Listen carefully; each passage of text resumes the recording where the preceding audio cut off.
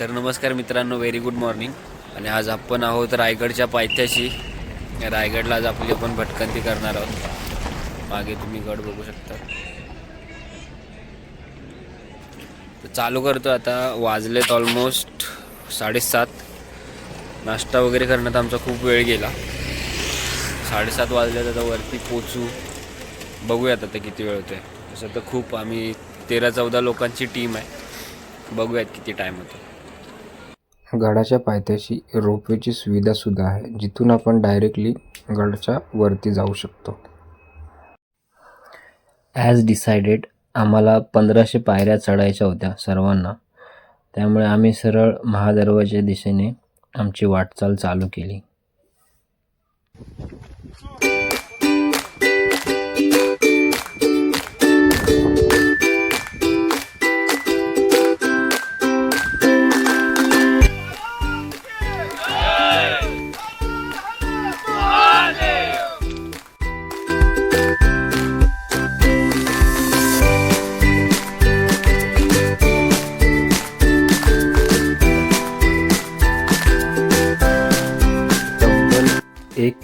जवळपास एक तास चालल्यानंतर आम्ही सर्व फायनली महादरवाजापर्यंत येऊन पोहोचलो.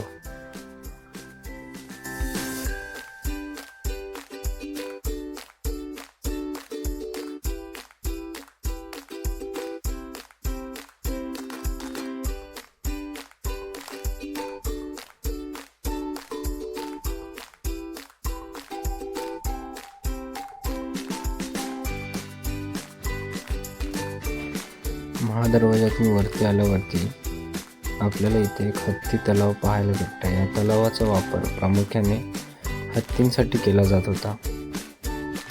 जेव्हा गड बनवला जात होता त्यावेळेसच महाराजांनी 2 लहान हत्ती या गडावरती आणून ठेवले होते आणि त्यांच्यासाठी हे तलाव बांधण्यात आला होता.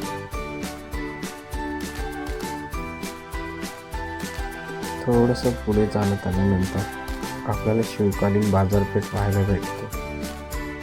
या बाजारपेठेत 21 कक्ष डावीकडे आणि 22 कक्ष उजवीकडे आहेत आणि या कक्षांना मधून पायऱ्या सुद्धा दिलेल्या आहेत. बाजारपेठेनंतर आम्ही सप्तमजली मनोऱ्यांकडे जात होतो आणि तब्बल 11 वाजले होते. वेळ कसा जात होता समजतच नव्हता आणि रायगड किल्ला इतका मोठा आहे की हा पूर्ण किल्ला फिरण्यासाठी 2 दिवस सुद्धा कमी पडतील. हे सप्तमजली मनोरे आहेत. दुर्दैवाने आता याचे 3च मजले अस्तित्वात आहेत. कोणतीही मोहीम जिंकल्यानंतर याच मनोऱ्यांवरून आपला भगवा ध्वज फडकवला जायचा.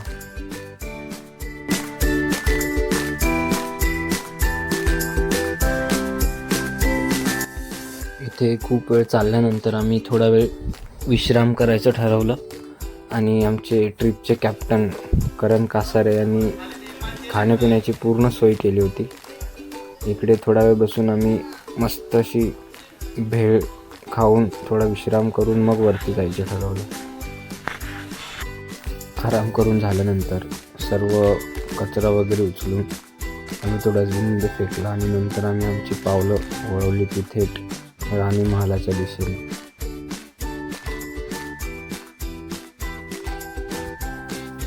महाराजांच्या 8 राण्यांपैकी 6 राण्यांची महालं आपल्याला या गडावर पाहायला भेटतात आणि या राणी महालांच्या समोरच त्यांच्या दासींसाठी सुद्धा राहण्याची सोय होती त्या काळी. आणि महत्त्वाचं म्हणजे ही 6च्या 6 राणी महालं आतमधून पूर्णपणे एकसारखी होती.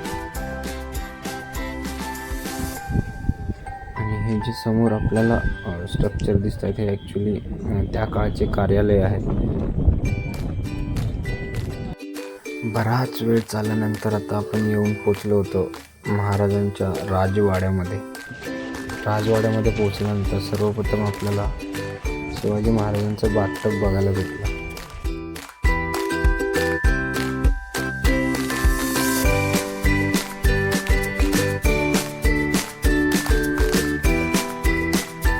राजवाडा खूपच सुंदर होता दिसायला आणि हीच ती जागा होती जिथे महाराजांनी त्यांचा शेवटचा श्वास घेतला होता.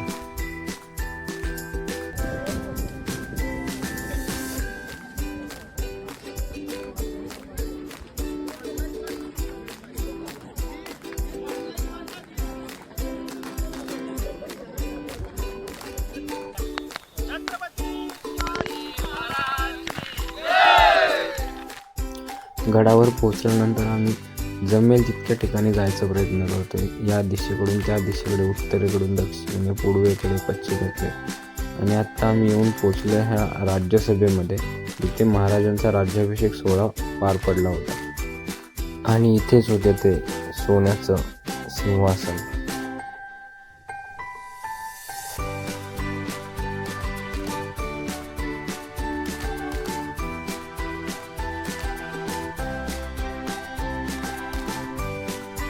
आता आम्ही येऊन पोहोचलो रायगडावरील सर्वात महत्त्वाच्या ठिकाणी म्हणजेच संगमेश्वर मंदिर पाहण्यासाठी.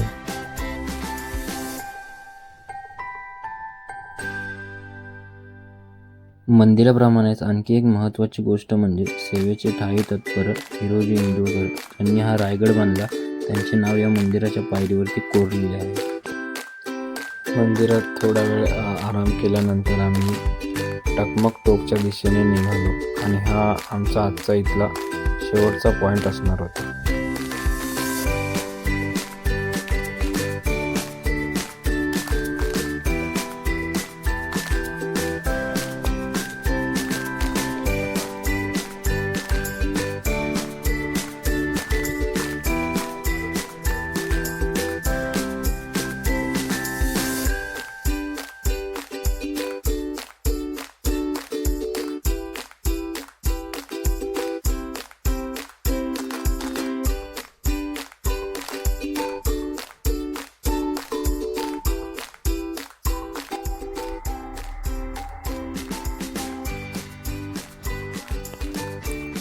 बराच वेळ चालल्यानंतर फायनली टकमक टोकपर्यंत येऊन पोचलो होतो आम्ही.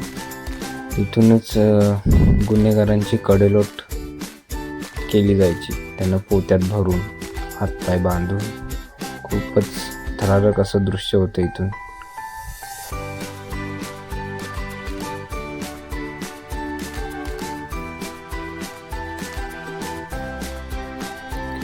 दुपारच्या जवळपास 2-2:30 वाजले होते आणि आम्ही आता गडावरून खाली उतरत होतो.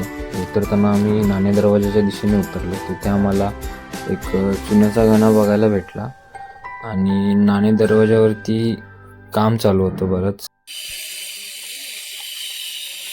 त्यामुळे इथे प्रॉपर व्हिडिओ शूट करता नाही आलं मला.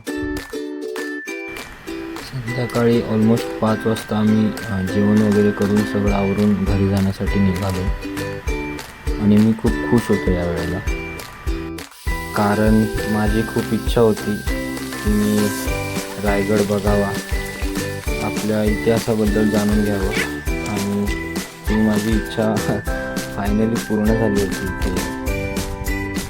आणि आणखीन एक प्रश्न येत होता मनात माझ्या की जर सगळे गडकिल्ले आपले सुखरूप असते तर या गडकिल्ल्यांवरचं दृश्य कसं असलं असतं.